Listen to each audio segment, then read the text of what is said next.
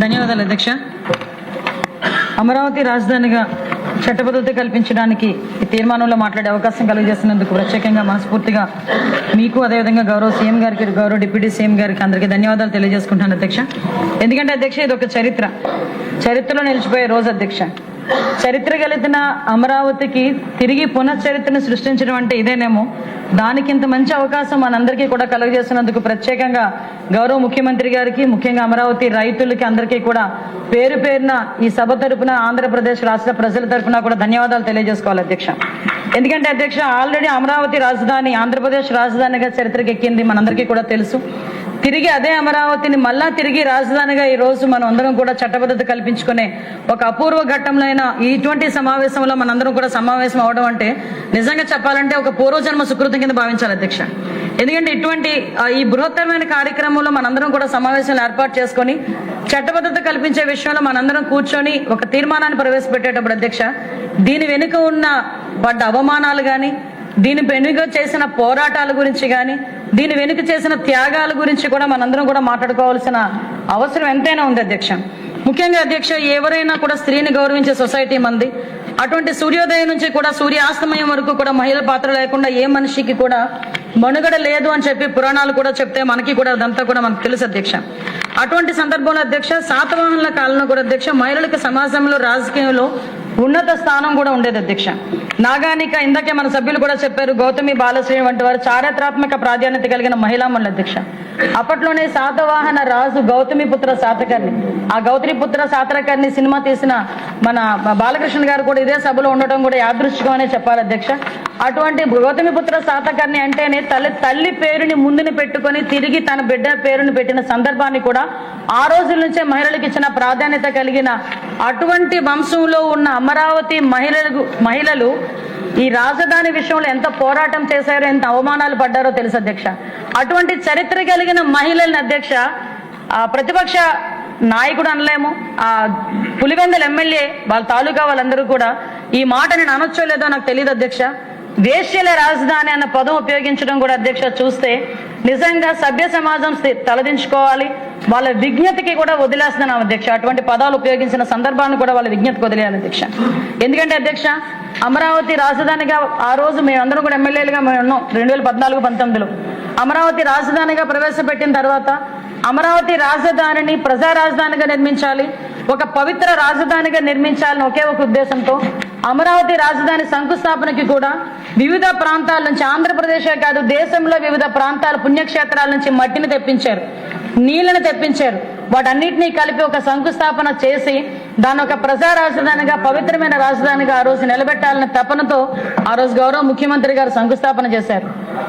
ఆ శంకుస్థాపనకి ఒకే ఒక పిలుపు, సుమారు ఇందాకే నారాయణ గారు చెప్పారు, ఒక చిన్న సమస్య లేకుండా 33,000 ఎకరాలు, 29,000 మంది రైతులు.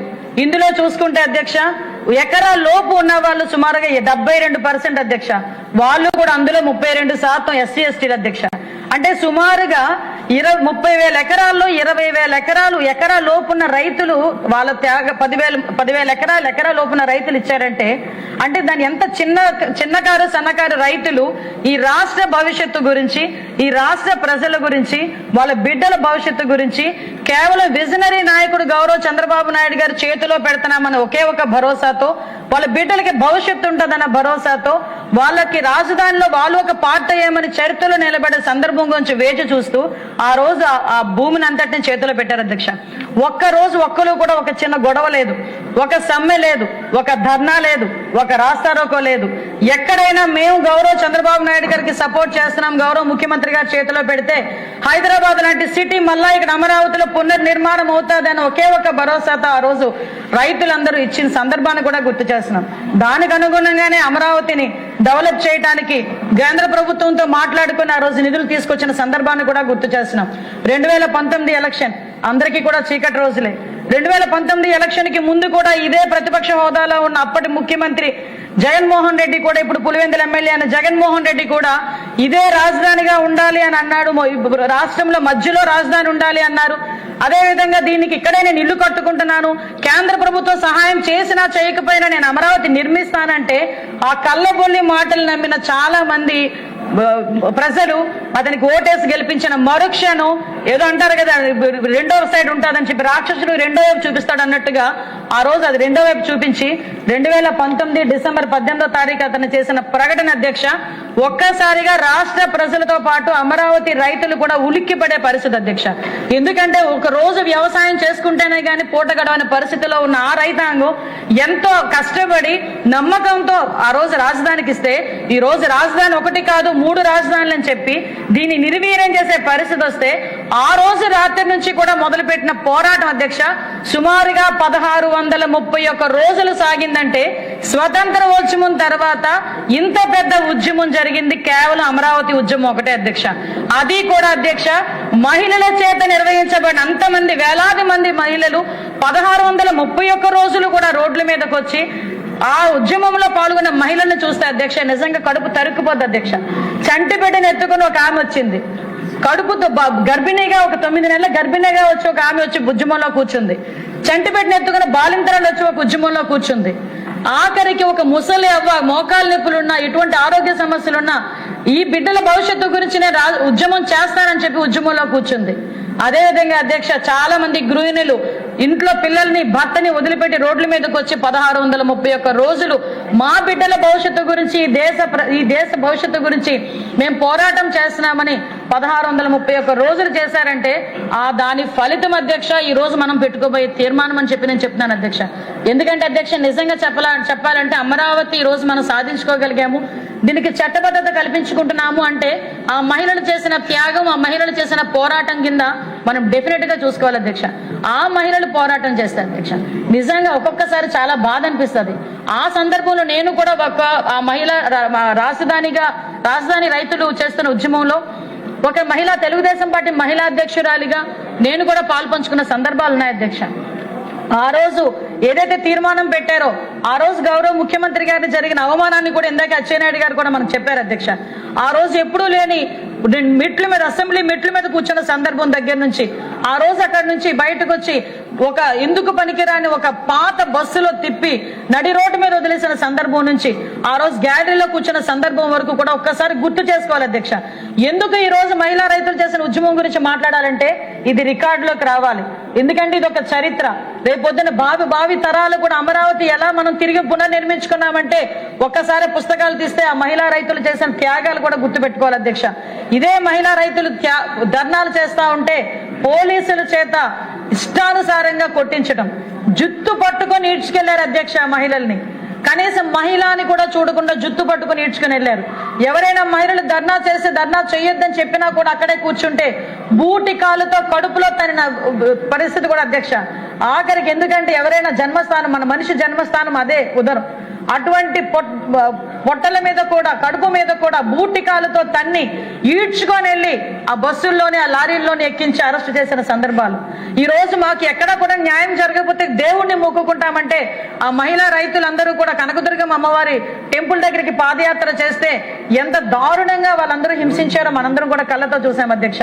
ఆఖరికి న్యాయస్థానం నుంచి దేవస్థానానికి పాదయాత్ర పెట్టుకుంటే ఆ రోజు పర్మిషన్ ఇవ్వకపోతే కోర్టు ఇచ్చిన పర్మిషన్ నేపథ్యంలో వాళ్ళు ఆ రోజు పాదయాత్ర స్టార్ట్ చేస్తే అధ్యక్ష ఇక్కడ ఒక విషయం చెప్పాలి అధ్యక్ష, ఒక మహిళ పోరాటం చేస్తే కుటుంబానికి ఉపయోగపడుతుందేమో, వేలాది మంది మహిళలు పోరాటం చేస్తే సమాజమే మారుతుంది, చరిత్రే తిరగరాస్తారని చెప్పడానికి ఇదొక ఉదాహరణ అధ్యక్ష.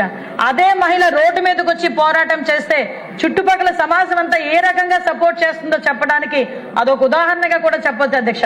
ఎందుకనంటే అదే మహిళ ఆ రోజు పాదయాత్ర చేయడానికి మొదలు పెడితే అధ్యక్ష మొట్టమొదటి నుంచి 30 మంది ఒకటే రోపులో నడవాలి అని ఒకటి, మోకాళ్ళ నొప్పులు వచ్చిన వాళ్ళని కూడా తోసి పడేసిన సందర్భాలు. ఆఖరికి వాళ్ళు ధర్నాలు చేస్తా ఉంటే మగ పోలీసులు ఆడ పోలీసులు ఉన్నప్పటికీ కూడా మగవాళ్ళతో పోలీసులతోని ఈడ్చుకెళ్లిన సందర్భాలు. చీరలు ఎలా ఉన్నాయో తెలియదు, ఆఖరికి ఒంటి మీద డ్రెస్ ఎలా ఉందో కూడా తెలియదు, ఆ రకంగా ఇసురు కొట్టిన సందర్భాన్ని కూడా గుర్తు చేయాలి అధ్యక్ష. ఆఖరికి వాళ్ళు కట్టుకున్న చీరలను కూడా కామెంట్ చేశారు అధ్యక్ష. రైతులు ఎంత కాస్ట్లీ చీరలు కట్టుకుంటారా అని చెప్పి సోషల్ మీడియాలో వాళ్ళ గురించి క్యారెక్టర్ అసోసియేషన్ చేశారు అధ్యక్ష. వాళ్ళు వాష్రూమ్స్ మీద బాత్రూమ్స్ మీద డ్రోన్లు ఎగరేసి వాళ్ళని అవమానపరిచారు అధ్యక్ష. వాళ్ళని భయపెట్టే ప్రయత్నాలు చేశారు.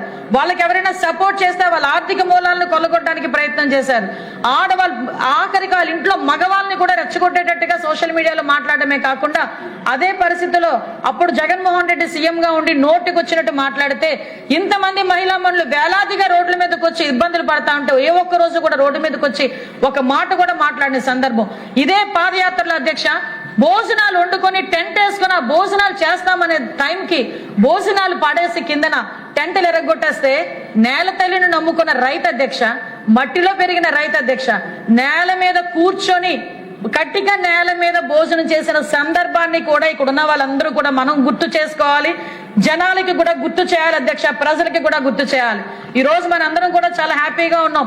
అమరావతి సాధించుకోబోతున్నాం, అమరావతికి చట్టబద్ధత తీసుకొచ్చుకోబోతున్నామని ప్రతి రైతు కూడా రోడ్డు మీద కూర్చుని, మహిళా రైతులు కానీ అందరు రైతులు కూడా రోడ్డు మీద కూర్చొని తిన్న సందర్భాన్ని ఈ రోజు మన అందరం కూడా గుర్తు చేసుకోవాలి అధ్యక్ష. అక్కడ జరిగిన అవమానాలు, కనీసం మహిళలకి వాష్రూమ్స్ కూడా అధ్యక్ష, ఇవి కొంచెం విన్నారు అధ్యక్ష, ఎందుకంటే ఇవన్నీ రికార్డులోకి వెళ్ళాలి అధ్యక్ష. ఎందుకంటే ఇలాంటి సందర్భాల నుంచి మనం ఆ రోజు అమరావతిని మనం సాధించుకునే పరిస్థితి అధ్యక్ష. అక్కడి నుంచి తిరిగి ఈ రోజు నేను ఉత్తరాంధ్రకు సంబంధించిన వ్యక్తినే, ముఖ్యంగా విశాఖపట్నంలో ఉండే వ్యక్తినే. మేము విశాఖపట్నం ఆ రోజు రాజధానిగా ఉండాలని చెప్పినా కూడా ఆ విశాఖపట్నం ప్రజలు కూడా ఇదే అమరావతి రైతులు చేసిన ఉద్యమానికి సంఘీభావం చెప్పడానికి వచ్చారు అధ్యక్ష. ఎంతో మంది బయటకు వచ్చి వాళ్ళకి కలిగినది వాళ్ళకి ఉదారంగా వాళ్ళకి ఇచ్చి ఫండ్ కరెక్ట్ చేసిన సందర్భాన్ని కూడా గుర్తు చేయాలి. ఈ సందర్భంలో నేను కూడా ఒకటి గుర్తు చేయాలి అధ్యక్ష.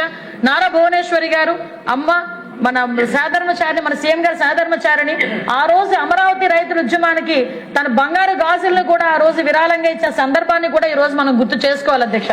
ఇలాంటి అనేక సంఘటనలు ఈ రోజు మనం చేయడమే కాదు అధ్యక్ష. ఆ రోజు అమరావతి అన్నారు కాదు, ఇది దళిత బడుగు బలహీన వర్గాలకు సంబంధించిన రాజధాని అని మనం చెప్పుకున్నాం.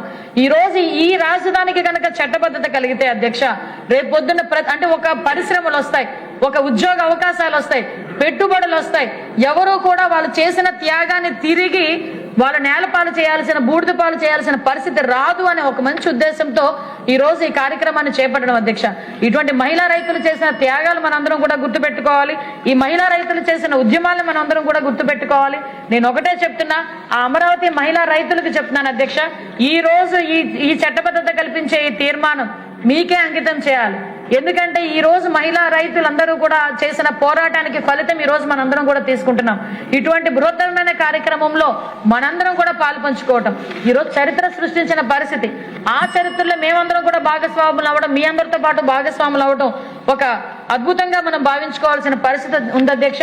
ఈ మహిళలను గౌరవించే ఈ నేల మీద మహిళలను గౌరవించే గౌరవ సీఎం చంద్రబాబు నాయుడు గారు, అదేవిధంగా లోకేష్ బాబు గారు, పవన్ కళ్యాణ్ గారు, వీళ్ళందరూ ఉన్న ఇటువంటి ప్రాంతంలో అధ్యక్ష ఈ రోజు అమరావతిని తిరిగి రాజధానిగా చట్టబద్ధత కల్పించుకోవడం ఒక పూర్వజన్మ సుకృతం కింద భావించి దీనికి చట్టబద్ధత కల్పించే తీర్మానాన్ని నా మనస్ఫూర్తిగా అంగీకరిస్తున్నానని బలపరుస్తున్నానని తెలియజేసుకుంటూ సెలవు తీసుకుంటున్నాను అధ్యక్ష. జై హింద్.